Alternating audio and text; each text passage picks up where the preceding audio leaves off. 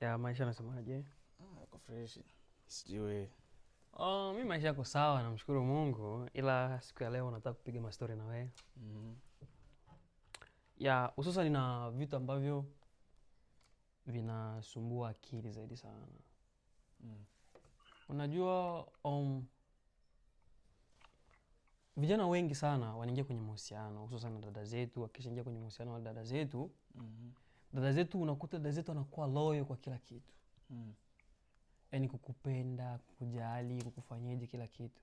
Lakini inatokea mwisho wa siku huyo kijana ambaye anapenda dada yetu amempatia kila kitu, inafika hatua mpaka dada yetu anakuwa anampikia chakula, anakuwa anampelekea.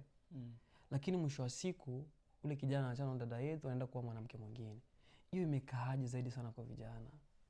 Na kwa nini mnafanya mambo kama na haya? Na kama ulikuwa umpendi au una ndoto za kuwa mwanamke mwingine, kwa nini usimwache mapema kabla mjafika mbali? Kwanza watu wakiachana, kuna kana sababu ya watu kuachana. Watu wakinaachana kwa sababu ni kuachana. Okay. Kwa sababu hakuna mwanaume anaweza kaacha mwanamke mwandoka anampikia, anampelekea chakula kazini. Pasipo na sababu. Lazima pawe sababu.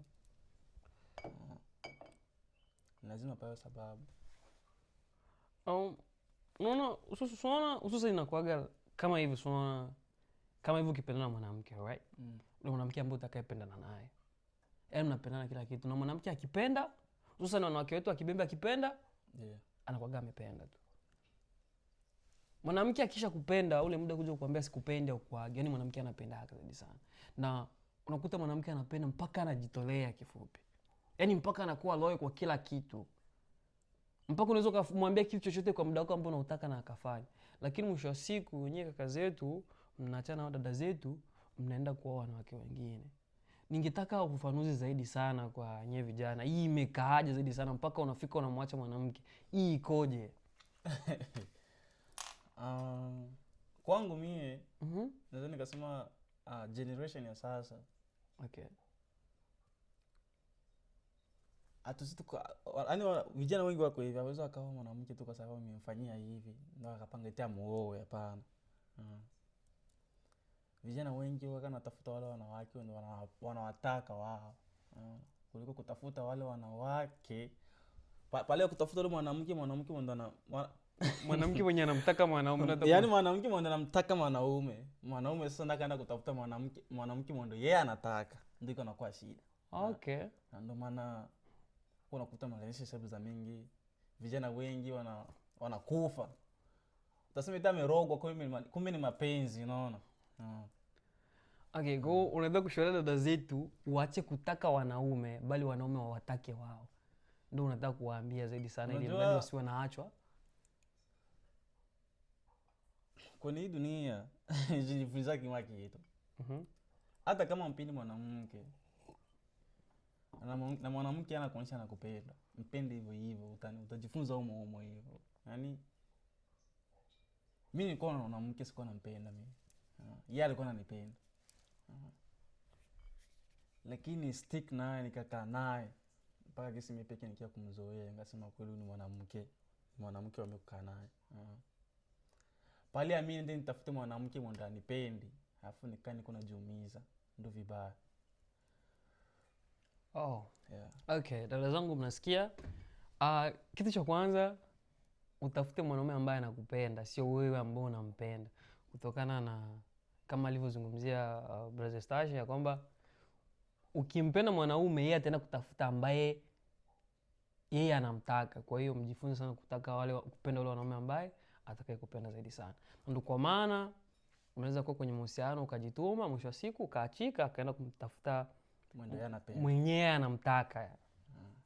Kwa ndio hivyo, mwe careful na wanaume. Hata ukitaka kwenye mahusiano angalia na ujifunze zaidi sana. Na hususani hao vijana wetu, unakuta kijana ndani ana gari. Hiyo gari yake hapo ndani alikuwa kigari ya kubeba mama yake. Mama akimwambia nataka unipeleke sehemu fulani, sina gazi. Mama akimwambia nipeleke hivi, gazi viniso wapi? hata change oil. Masuala kama na hayo. Na kwenye maadili ambayo tumeishi, mzazi afai kukuambia kitu mara pili mara tatu. Hiyo imekaaje zaidi sana kwa vijana wetu kukataa kumpeleka mzazi wake sehemu fulani kwa yeye anataka enda sehemu fulani na kumdanganya mzazi pia. Unaweza ukatuambia shida inakuwaga nini hasa sana mpaka vijana wawe? Kwanza kitu naweza washauria vijana wengi ni vitu tunapenda wazazi wetu. Tunapenda wazazi wetu. Sababu siku ndo utakuwa na mzazi, ni siku ndo utaregret sana. Ni siku ndo utasema je, mzazi wangu angekuwa hapa, angefanya hivi. Hata kama alikuwa anakusumbua, unafika time unakuja kujikuta sehemu ndo utaenda patahitajika mzazi wako akucover. Lakini ukiangalia mzazi wako hayupo tena. Ule ndio unakuwa unamwambia ride ule tena. Unamwambia anakuambia peleka kusoko, mpeleke kusoko tu. Mzee hajuzi kutembeza gari. Hajikwambia kuna wazee sasa hivi mimi hapa mangu haenda car wash. Unaona? Kwa sababu hizi car wash za huko kwetu hizi lazima uingie pale kwa mlango. So inakaa inalazimika mimi aniambie mimi nende nimklinie gari. So vijana kinaweza wakashauria mnabidi mpende wazazi wenu. Mzazi wako akwambia kitu fanya tu. Akwambia peleka kusoko, mpeleke kusoko, ni mzazi, no? Ndio hiyo. Unaona umesema ya kwamba swala lingine ya kwamba tukirudi nyuma kidogo usema ya kwamba mwanamke asitafute mwanaume ambaye yeye anamtaka, bali atafute mwanaume ambaye anampenda yeye. Na mimi mwanaume nisitafute mwanamke mwenye mimi nataka, ila na mimi nitafute mwanamke mwenye nataka mimi. Okay, ni kwanza kwa na confuse. Yaani lakini hautajua kama mwanamke anakutaka kwa sababu mwanamke akujaga na kuambia eti anakupenda. Ndio shida. Ila wewe pekee utajua tu kwa vitendo tu, wewe pekee unabidi utambue ujue huyu mwanamke. Of course there's na kitu ndio. Wanaume lazima muelewe, mnaelewa. Sio lazima mwanamke akutamwikie eti anakupenda. Okay, hii nyingine imekaaje sasa ni unaona? Ukikaa na mwanamke unamwambia nakupenda, sikupendi. Nakupenda, sikupendi. Lakini huyo mwanamke anakuwa yuko nakupa muda wa wewe kuonana naye. Lakini kile ukimwambia nakupenda anakuambia hakupendi. So ukimwomba muda anakupa. Ukimwambia tuonane ule muda kuonana nakupa. Sasa hii imekaaje zaidi sana? Ule mwanamke anakuwa kile kile anakuwa anakifanya ule mwanamke unakuwa gani upendo? Ama anakuwa ameshakupenda ndio maana kupatia ule muda? Ama anakuwa tu yuko unapoteza muda wako? Hiyo tunashindwa sana kuelewa. Unaweza kutufafanulieje zaidi sana? Kwanza ukiangalia kwa wanawake tu wa Afrika, wengi wao wanapenda sana kusumbua wanaume. Unaweza kukuta mwanamke anakupenda lakini anakuwa kuzungurusha kuona tu utaishia wapi. Na wanawake wanabidi wako wanajua wanaume siku hizi. Hawezi kukubali mzungushe wiki nzima. Mzungushe tu akose make plan B. Kumbe mnakuwa na plan B. Of course dema wako kataa. Anakuambia eti unakuta dema wako unamwambia unampenda, alafu yeye anakuambia anza kuleta. Lazima utafute mtu atamreplace, atamcover. Unaona? Okay. Lakini sasa mimi nafanyaga. Sasa ndio nafanyaga pana. Yeah, ile ndio hiyo. Nyingine kitu ni kwamba sana hususan vijana wetu, right? Alafu hasa wakikuwa wanabeba wazee wetu kuwapeleka sehemu fulani. Kijana unakuta alikuwa muda mwingi ndani hajashika simu. Lakini akishambeba mzee wetu kwenye gari anajifanya kwenda anashika simu. Sasa anakuwa na drive kwa anashika simu. Hata mzee wetu pale kwenye gari amwambie hicho simu katango yeye hataelewa hicho. Yeye ni simu tu na hapa tu.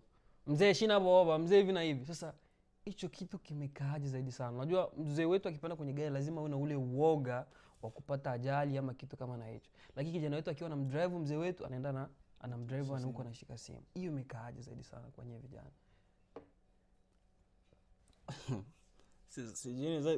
Yaani sijui kama niseme ndo experience ya kujua kutembeza gari sana ama nashinda kuelewa. Okay. Inafika moment tu ile mtu anajaminia anaweza kagusa simu. Lakini kwa barabara iruhusiwi. Oh, kwa hiyo unasema ni ile experience. Kujiaminia yani. Yaani hata mzee aseme kwenye gari wewe umejiaminia, yani ni fresh tu yani. Ndio nakuaga hiyo. Lakini kwa barabara yani katika nani sheria za barabara kutumikisha simu na kwa tembeza yako kinaruhusiwa. Lakini kwa kuwa uko na experience na mzee hata aseme huko nyuma, yani hiyo ni fresh tu. Sio fresh kwa sababu ukikuwa unatembeza gari na mtu mwendo ako na feel mwendo ako najisikia kama ako salama kipindi ndio kwa tembeza kipindi uko tembeza gari na kutumikisha simu, inabidi waache kutumikisha simu kipindi ndio uko unatembeza. Kwa sababu gani? Ukikuwa unatembeza wale ndio nawabeba wale, of course hawatakuwa na nini, hawatakuwa na tuseme watakuwa na kaoga fulani hivi ndio tuseme. Okay. So vijana wengi mnabidi mnafuata sheria za barabara. Na chukua na wewe mimi mwenyewe nasikia nikiwa tembeza peke yangu kweli navuvuta kweli, navuvuta gari. Lakini kishakuwa na mtu naona vile gari kubwa zito hivi. Nikishakuwa na watu huko nyuma hapa mbele naona sasa ile gari kubwa zito, hata nikitapiga kona naona kama vile gari kubwa zito hivi. Lakini kishakuwa peke yangu naona gide kwa rahisi. Kwa sababu gani? Niko na uoga yale watu na beba kuimba, of course watalalamika. Unataka kupiga 360. Of course najua watalalamika. So vijana wengi ujikuwa kuna mtu mgari. Especially hawa watu nani Wakongomani, Waafrika wote tu wale.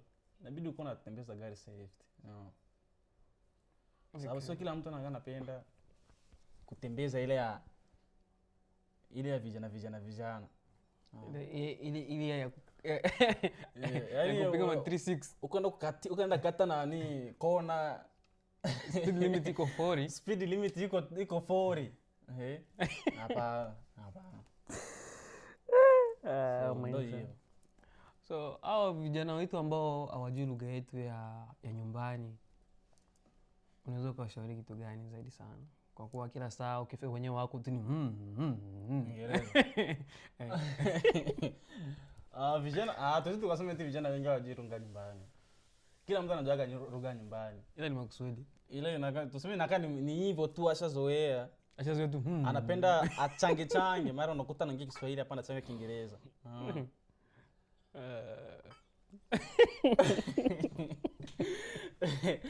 Sijui niseme aje. Ukikuwa na Kongomani wenzako wewe piga tu fulu kibembe. Zile acha nazo. Tumekutana ndio kwa Bembe pale piga tu fulu kibembe. Ongea kibembe tu straight moja kwa moja. So kuna wenzako wa Bembe sehemu Kilioni wapi masherehe. Unataka kutuchapia sasa Kiingereza. Hapana. Kuna sehemu zinaweza mkaruhusiwa kupiga Kiingereza mkiwa kwa maklabu huko. Kumapa nani siji kuna nini huko kote huko. Unaweza mkapiga Kiingereza kifika sehemu ndio mko full ba Afrika tu. Kiingereza mingi. Ndio kitu ambacho kieleweke. Yeah. Mara nyingi hususan vijana ni watu ambao hatukwagi na msimamo kifupi. Na siwezi nikasema tu ni sisi, kutokana na hata wazazi wetu nao walipitiaga hapa ambako tulipitia. Sasa inakuwa inafika ile moment mzazi anakuwa anakushauria ubekatango abibyo bio tarito yangine unakuwa usikie. Na lingine swala ni kwamba vijana wengi sana washapenda kutongozana underage. Vijana wetu wa Bembe wanapenda sana kutongozana underage. Watoto ambao kwa miaka 16, 17, 18.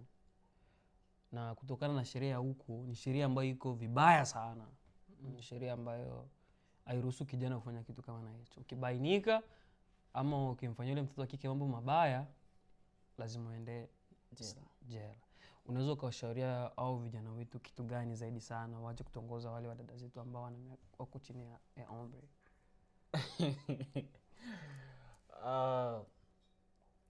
Kwanza vijana wenzangu inabidi ukanielewa. Tunajua hivi vitoto vidogo viko vinakuja mbaya. Ila tukue tunajiepusha sana. Unaweza kukuta mtoto hapa miaka 15 lakini unakuta kimwili ni mwili kweli. Anashinda hata miaka 20 nani familia ya mwili. Okay. So kabla kuna nia kuwa na date inabidi uko naangalia uko nauliza miaka. Na tamaa ya mwili kwa sababu unamwona tu ule mtoto ako na mwili ya hivi. Unaanza kutamani wingie. Hapana, sio vizuri. No, hususan unaona kitu kingine ni kwamba hao dada zetu ambao kuna miaka 15, 16 lazima naunge wanyoshia hapo kidogo. Kwa sababu ya nini? Hao dada zetu, mimi siwezi nikalaumu sana kaka zetu. Kutokana nini? Kaka zetu akienda kumwambia anampenda, akiona ule mwili na jinsi anavyojiheshimu na kujistiri, akamwambia anampenda, unakuta dada yetu akiluza miaka, niko na miaka 19, 20. Sasa hiyo imekaje zaidi sana? Katika mle mkudeti unakuja kukuta amedanganya miaka yake ni 17. Waambie kwanza kitu dada zetu apate kwa. Kingine dada zetu. Msiku mnaficha miaka yenu ya kweli. Sio kwa sababu umeona mkaka ana miaka kushinda. Afu kama unaona ako handsome sana. Anamiliki gari nzuri, ana pesa. Yaani ana kila kitu ndio unataka, lakini nini ni mkubwa kwako. Anakushinda miaka 5 hivi. Alafu yeye bado miaka yako hapa Marekani miaka ndiko danger sana kwa yule kijana. Sio vizuri kumdanganya yule kijana. Ukije kumwambia na uko 21 ili tu kuwe naye hapana. Sio vizuri. Kwa sababu gani? Kwanza unabidi ufikirie. Akili yako na yake iko tofauti. Unaona? Wazazi wako wakimshika yule kijana ni moja kwa moja jela, wewe ukafanya kitu. Auwezi kufanya kitu. So itakuwa sababu unamweka ule kijana kwenye hatari. So kudanganya miaka sio kitu kizuri. Mwambie kijana tu mimi niko na miaka fulani ila mimi na kana crush on you. Of course you utaelewa. Ni crush. Okay. Lakini mimi naonaga sometimes inakuwa ile anaonaga nikimwambia kijana miaka yangu atanizarau. Ni afadhali nimdanganye. Mimi kwa upande mwingine naonaga inakuaga hivyo zaidi sana. Mimi sidhani kama anakaa ni hivyo. Ile inaga leo kuogopa ule kijana atamkataa. Ndio anakana kuvyangu mimi ndio nafikiria. Okay. Sababu mwanamke anaweza kuja kwako akakwambia how old are you? Ukamwambia uko na miaka 21, 22. Alikuuliza mapema we ili yeye na angalia afikirie kisha ataongeza miaka yake. Lakini sometimes twende hapo. Sometimes kitu kingine unaona dada yetu hata kikwambia niko 16 au niko under age, kwa utakapomwangalia ule umri vijana wengine tunakoga tunakataa. Hapana, unanidanganya. Unasikia kwa sababu ushatokea kumpenda unajikuta unaanza kumwambia anadanganya. Sasa hiyo imekaaje zaidi sana, mtu anakuambia ukweli alafu unashindwa kuelewa, unataka vile ambavyo unataka yeye avifanye. Hiyo imekaaje zaidi sana. Kwa hiyo ungesema kila vijana wengi kila mtu ana akili zake. Unajua kijana mwanamke akamwambia mimi kwa miaka fulani. Kijana akapinga. Anza kuambia wewe ufanani hiyo miaka. Asa fanani hiyo miaka wewe usiangalia ID yake. Idea hii maana. Wewe angalia ID yake bado ngana simama. Tialala. Haikulala. Zama idea sasa hivi kuna zile zetu za kusimama hivi, alafu kapicha hapa hivi. Na kwa hiyo mbona zile za kulala hivi kisha nini akaa hivi, unaona? Unaweza kubisha, hajaona idea yake unaweza kubisha. Hapana, si miaka yako hiyo. So, mtu akikwambia miaka yake, wewe amini tu hiyo ndio miaka yake hiyo. ID bado imesimama. Yeah. Ndio hiyo. Unaona swali lingine kwamba kijana anajitokeza aenda kumtongoza dada yangu ambaye anampenda, mimi nitakuoa, mimi kuna mahari ya kukuoa.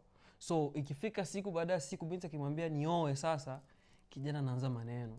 Na kipindi anamtongoza alikuwa anamwambia mimi nina hela za kukuoa, mimi naweza kukuhudumia, masuala kama na. Ikafika mwisho wa siku mimba ama binti akakosa na uhitaji wa kuolewa, kijana ndiye akamwekea hela kwao, kijana anaanza maneno mengi. Mimi sina hela kwenda vikarudi. Unaweza ukawaambia nini vijana wetu ambao wanadanganya dada zetu ya kwamba wako na hela za kuwaoa? Kwanza kitu naweza kuambia vijana, ukipromise mwanamke kitu lazima utimize. So kwa sababu umepromise mtu kitu afu kaona mwingine kule pembeni mwanza namshinda, ila kupromise kafika unaivunja. Hiki sio kitu kizuri. Wanawake wanaka wengi, unaweza kupenda huyu leo ukaoa kabisa. Baada wewe kuoa tu ukamuona mwingine zaidi tena mke wako, tena ukatamani. So wanawake hawaishagi, unaona? Leo unaweza kaona pisi sehemu ukasema ule demu ni mkali kweli, yaani ni demu ndo sawa kumuona hapa. Yaani ni demu ndo naweza nikapenda ndeti nana na nimuoe. Ile zote ni nini? Nataka tu nikamdomo. Kwa sababu gani? Haujazunguka dunia yote ukasema ukafika kwa unasema huyu ndo mwanamke mzuri kuliko wanawake wote hapa duniani. Wanawake wazuri wako kila sehemu. So unampromise mwanamke kitu, unampromise mwanamke utamuoa. Fika kapiga mimba ukaanza kukimbia. Hapa sio kitu kizuri. Sio kitu kizuri. Wanawake wanakuaga always. Wanawake wanakuaga always. Utaenda mastate utaona wanawake wazuri kumshinda ule model promise of course. Lakini upendo wako wewe kwake ndio utakufanya wewe ukiwa unaona ule mwanamke wako ni mzuri sana kushinda ule model umeona pembeni. So msiku mnafanya mna promise wanawake kitu, afu kafika unavunja promise. Na kwa madada nako hivyo hivyo. So una promise mtu, naambia mimi na wewe ni simu na betri. Hapana. Eti mimi na wewe ni pete na kidole, hapana. Msiku unafanya hiyo. No. Hebu watu wakati na wa record unakuta anambia unipata baby kweli. Uko unamrecord au kwambia mimi na wewe tutatanaga. Unaona? Na tukiachana kuroga. Hapana. So make promise afu unavunja promise. Hapana. Afu kwa hiyo kufia na kuna kauli nyingine watu wengine wanawake wengine wanasemaga. Unaweza kumwambia mwanaume siji nimekuvumilia vingi sana. Hapa hujanivumilia. Haujanivumilia bado. Unajua nini? Kuvumilia. Kuvumilia ni kule umenivumilia mpaka mimi nikakufa kabisa nikakufa. Bila kuwa ila nimekufa tu. Hapo ndio unaweza kusema umenivumilia. Lakini ngana naishi unasema tu umenivumilia. Hapana, wewe sio vumilivu. Wavumilivu hapo, wazee wetu ndio wavumilivu. So ni watoto 2000 siku hizi. Pezo wake kushapa kofi. Tayari hivyo ndo kwenu. Unaona? Siku hizi wanawake mwanamke sasa piga mwanaume kibala na ngine ngashangaa. Ila ndo hivyo mkipromise mtu kitu, msiku unavunja ma promise. Hususani vijana wengi tunapendaga mwanamke ambaye anatusikiliza. Atupendagi yule mwanamke ambaye kwa sababu una mapenzi ya dhati, no. Ukikuwa unanisikia, kile kile ambacho mimi nakisema, yaani unakitii kifupi. Yaani mimi nikisema kitu unatii, ndio vijana wengi tunapendaga. Atupendagi sijui mwanamke ana mapenzi ya dhati, no. Ukikuwa nitii, fanya hichi ndiye. Usitongozwe ndiye, usifanye hichi ndiye. Unasikia? Hicho ndio kijana wengi tunapenda. Sio kwamba kwa sababu na mapenzi ya dhati nikikwambia kitu wanji na hapana. hiyo kitu haikuagi sawa na haikuagi fair zaidi sana. Sababu mimi ukinisikiliza kila ambacho mimi nataka utakifanya. Kwa hiyo ndio vijana wengi tunakuwa tunapenda zaidi sana. So usio mwanamke wa maneno mengi, vitu vingi hapana. Juzi nimeingia kule Instagram, nikakuta kuna page moja inajiita brand, sijui brand nani? Ule jamaa anahusika sana kuposti dada zetu na kuharibia siku. Hiyo unaweza kumshaurieje hiyo brand kubwa? Kwanza unajua hao watu wanaona milikizo ma Instagram. Anaweza kuwa ni mwanamke au mwanaume.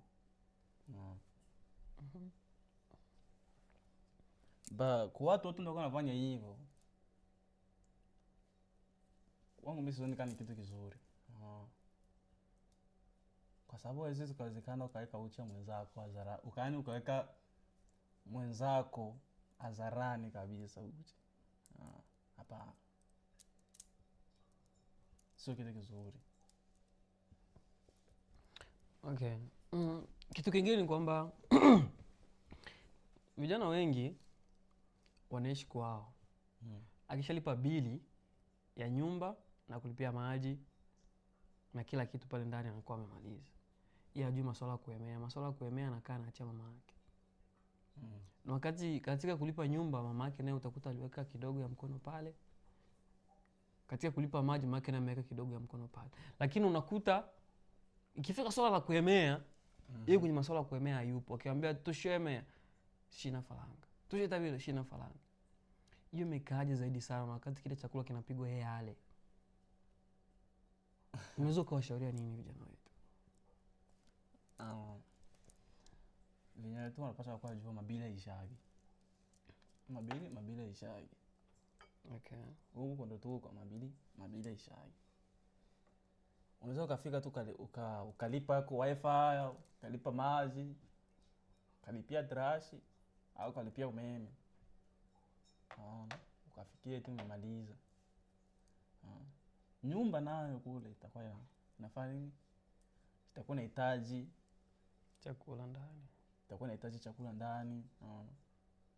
Hivyo kuna manini? Kuna maviti, kuna ma TV, yaani kuna vitu vingi tu vya kureplace manyumba, vya kuchange nyumba. Kuna vitanda. So kijana kama kijana, na tuseme mwanaume tu aliumbiwa kupambana. Na kama wewe mwanaume lazima upambanie familia yako. Pambanie familia yako. Okay. Unaona vijana wengi sasa hivi mama akipika ugali ama akipika kitu chochote pale ndani, vijana wengi tunakuwa tuli.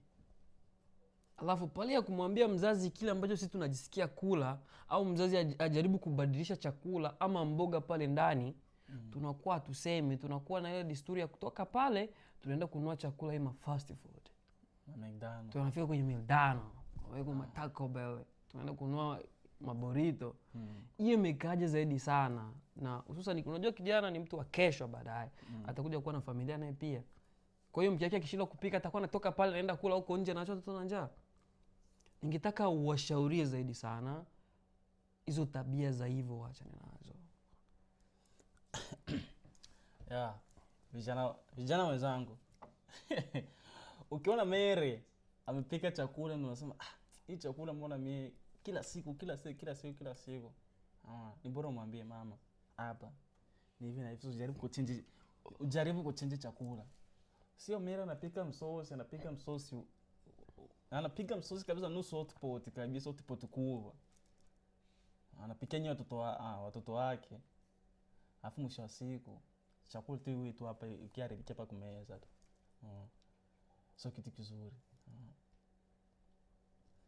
Ile inakuwa unafanya sasa vile mnakuwa mnamfanya Mary hapo anajisikia labda chakula yake haifai tena. So mko mnajaribu kuambia wazazi wenu, ukiona mimi chakula kila siku nishaanza kuona nini nayo, unamwambia ajaribu kubadilisha. Lakini vijana wengi tunajisahau, tunashindwa kuelewa kwa hiyo chakula ndio kitukuza. Na vijana wenyewe waka nashindwa kukumbuka kwenda tulitoka sisi tulikuwa tu ugali na maragi, ndagaa, matembele, vitoo, madongodongo, vitu kama hivi. Lakini tushafika Marekani, unakuta kijana sasa hivi anakuambia since now sitakuwa nakula ugali. Since now sitakuwa nakula sombe sijui nini. Ile unashindwa kukumbuka kwenda ulitoka. Ulikuwa unaamka saa 11 ya asubuhi kwenda kunani kutafuta miindi, kwenda kunani kushamba kutoa nani miindi kule. Na ukienda ita matembele au na kuchuma masombe, unashindwa kukumbuka hicho. Lakini unafika Marekani, shakuwa ni wewe McDonald's. Shakuwa kila weekend ni wewe kwa restaurant tu. Ma Chinese buffet sijui wapi huko. Chakula nyumbani tena huli. Ila uko na kujua chakula je mzazi akanapika. Uko unajua mzazi. Ndio nakwambiaga ukishakuwa na mzazi. Kuwa na furaha kwanza uko na mzazi wako. Unabidi kwanza uwe na furaha uko na mzazi wako. Sasa siku ndio utamuona mzazi wako pale kujiko pale hako nakupikia tena. Siku ndio utaumia sana. Unajiuliza mama angekuepo. Mama angekuepo hapa angepika chakula. Inasikitisha sana. So ndio hiyo vijana wenzangu. Mimi nikipika chakula kula ile nusu. Unaweza kumwambia Mary change chakula iko hivi. Unaweza yaani unaweza kukula hata kidogo na ile ambayo unaona hii siwezi nikamaliza ukaacha hata pale kwa baadaye ama ukahifadhi sehemu nyingine. Lakini tushakuwa ile tabia ya kuacha chakula tunaondoka. Chakula kinapigwa nakuta 34 6. Zinafanya siku 2 siku 3 mzazi anatupa. Unaenda unakula huko. Unakuja hapo unaingia unalala. Kwani mamako hizi ndio kula huko? Na akaja akalala. Huko na hata chakula Mary unaenda kula kwa kila Zuena. Kwa hiyo zawadi ndio kwa chakula. Chakula ndio iko more better than your mom food. Chakula ndio iko vizuri zaidi ya chakula ya mama yako. Kwanza mimi ngambo yangu mimi naweza nikasema mama chakula cha mama yangu mimi ni chakula ndio nafanya kikula hivi. Afu nishakuwa niko na hasira ya mchoko ya company. Natoka kazini nakuja nyumbani nikakuta chakula pale. Nakulaga na apeti sana. Mtu unabidi ukue na kala ka furaha, ukue proud. Unatoka kazini, unarukia ndani, ukikuta mama yako asha kusongea, asha kupikia chakula. Kuliko kula mtaani. Kuliko kula wapi? Mtaani. Sio kwa sababu fulani ni mzuri kule tu. Kwa kuna mkrashia. Hapo na crush kwako. Anakupikia siji matambi, chips mayai, chips kuku mingi, ukafika na zara chakula Mary. Hapana, sio vizuri. So, ndio vijana wenzangu. Tubadilike. Kwa nini vijana wengi sana wamegeuza makao kwenye gari? Yaani anachukua nguo kila kitu anakihamisha kwenye gari. Yaani viatu vyote. Yaani akitembea, yaani nyumbani kuja kuoga tu viatu kwenye gari. Yeah. Hiyo imekaaje zaidi sana kwa vijana? Wameona nini kwenye gari mpaka wahamishe kila kitu? Vijana wengi ndio wako hivi na wale vijana ndio yaani wanajua wameshajua nani kodi zote za state yao. Unaona? Anajua siku fulani. Kuna hivi. So anakuwa anatembea na kila kitu mgari yake just in case. Unaona? Akisipigia simu simu fulani huko hivi kuna sherehe kuna nini. Watu ajali na kuoga. Sasa kila kitu iko mule, bilato iko mule, nguo iko mule, perfume iko mule. Mswaki na chupakia maji iko pale mbele. Yaani unakuta kijana akimaliza kwa mfano wacheza mpira siku hizi akimaliza kucheza mechi unakuta anaingiza ashavaa jeans, kiato ananuka joto na ile joto ile. Afu ana deodorant. Hamna deodorant. Oh my god. Kubadilike. tubadilike. I say. Fika nyumbani, take shower. Take your time. Weka mwili wako pumzike kidogo. Lakini hichi kitu nimeshajifunza sana. Dada zetu wanakuwa wanatuvumilia sana. Unakuja unanuka joto. Unakuja unanuka kivukutu. Unakuja unanuka na nini? Makwapa anakuja ananuka. Ujahoga, ujipaka deodorant. Meno yako yananuka, unaenda kumwona dada yetu. Dada yetu kwa anakupenda, anakuvumilia tu. Ni ile harufu yote.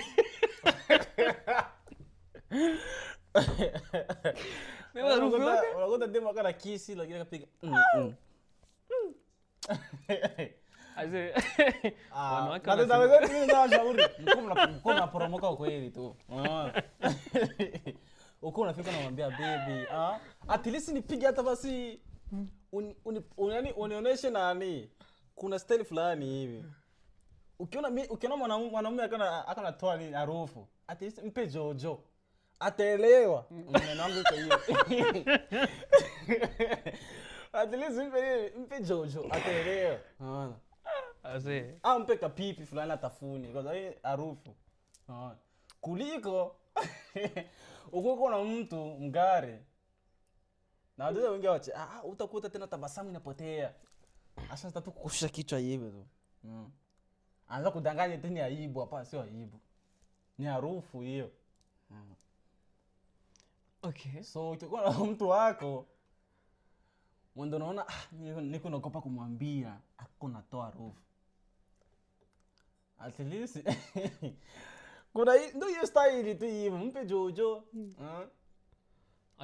Au kiona hakuna makope kana toa harufu, kamata pamata perfume, jipulize wewe peke kisha na mtupie puff. Easy. Style hiyo hivyo tayari. Hata sema hata minuka. Yeye mwenyewe atafuku kusikia umempulizia tu. Kwa sababu ulianza kujipulizia wewe peke. Umejipulizia wewe ukasema baby to share. Ukampika unampulizia na yeye. That's a good thing right there. Ni kitu kizuri.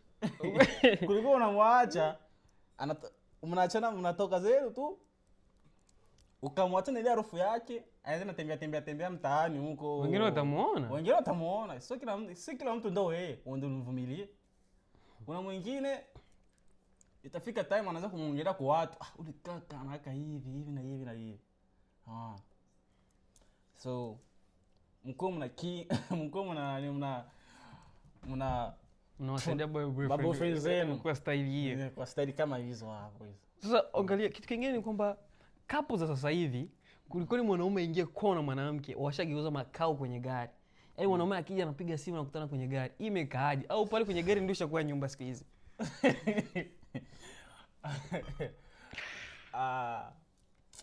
Sijui niseme aje kwa sababu sio jambo wengi tuko hivyo. Hata tukajitama maliste, tuko mliste. Unaona? Hata tukajitama maliste, tuko mliste sio wote. Okay. Utaanzaje kuingia sehemu ndio wakujui kwanza aje kwanza. No, ndio shida. Kaya nyinyi mnaona ile ndio jambo zuri zaidi sana kwenye gari. Yaani tu upige simu baby I'm coming nakuja. Alafu kategemea uingie ndani. Mwendo babaki yako kujui, mama yako kujui. Kaka yako kujui, alafu unategemea uingie. Baki kukuta muone ndani. Unaingia kama rafiki. Rafiki yake. Wazazi wetu Afrika hawajui hivyo. Unikute kijana kama mimi hivi, nishakuwa kabisa. Niko na mtoto wa mtu ndani. Lakini wewe akakupiga, atakufanyaje? Hapana.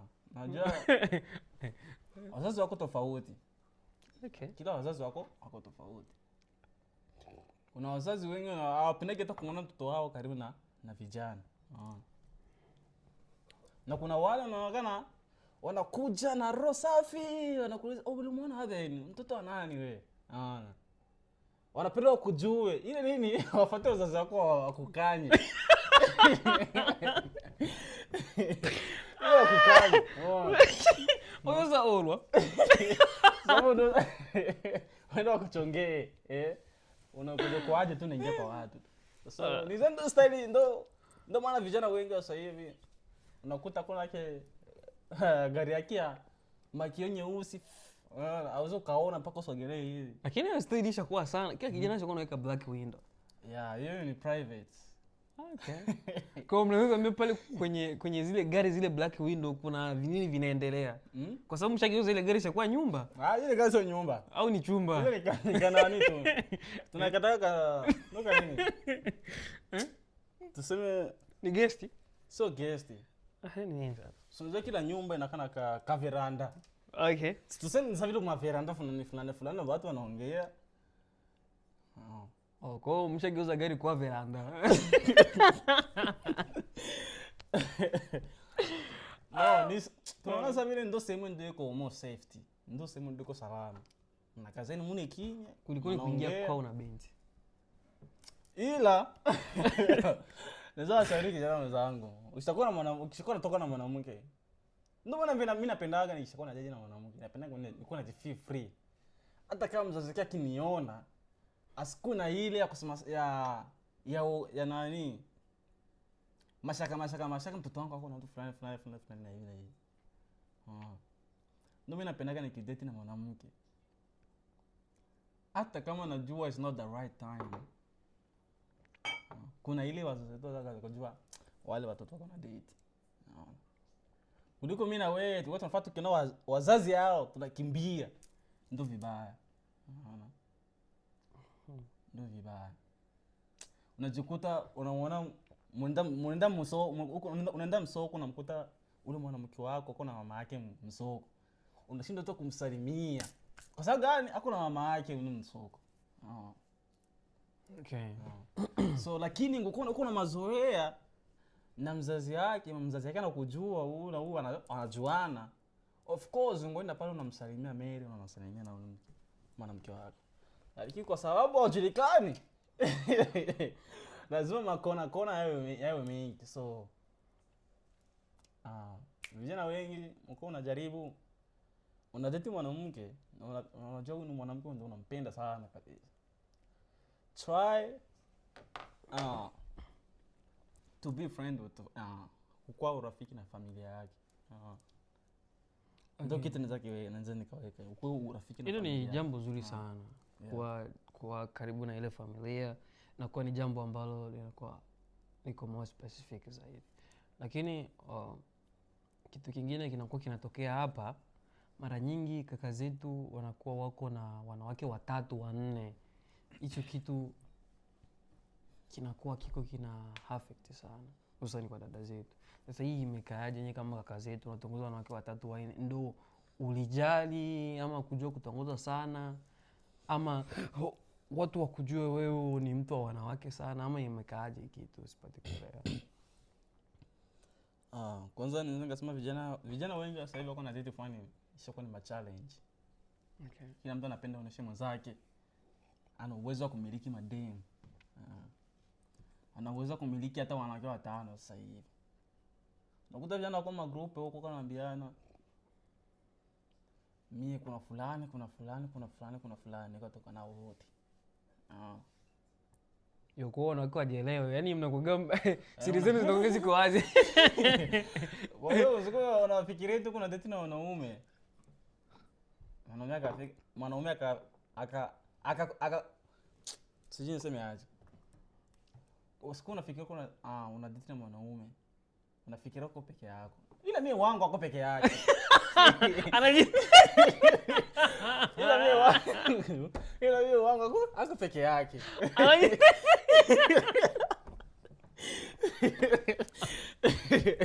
Ila kwa wengine huko ya. Okay. Mko peke yenu.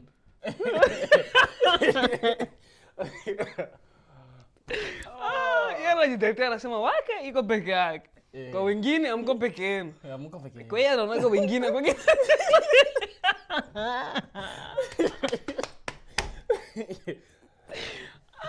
hapana kwa kweli. Yaani mtu anaona wenzie ya kwake katika vijana wote ndio safi. Wengine ndio wako peke yao. Okay. Yeah. Ndio hivyo. Okay, sikiliza sham. Unasikia? Uko peke yako. Wewe wewe uko peke yako. Kwa hiyo usijali. Yaani amani uko peke yako. Mpaka usikia joto. Yaani kweli nyani haoni kondoo.